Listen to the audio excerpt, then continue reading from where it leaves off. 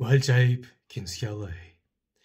If you want to say Gaeilge in Irish, if something is good enough or big enough or small enough or whatever the case may be, you'd say tá sé sách mór or sách beg or sách ma or sách donna.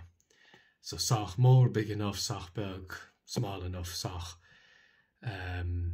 ma, good enough, or sách donna, bad enough. It's a handy way of saying it. But you can also say if someone irritates you and something bad happens or whatever to someone, well, not necessarily very bad, but you might say, sách maike, or sách maike, if the case may be.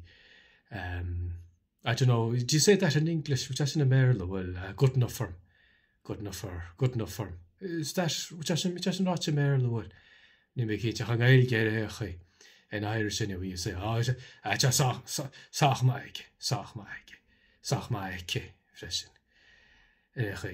Sneem maar slán go fóil.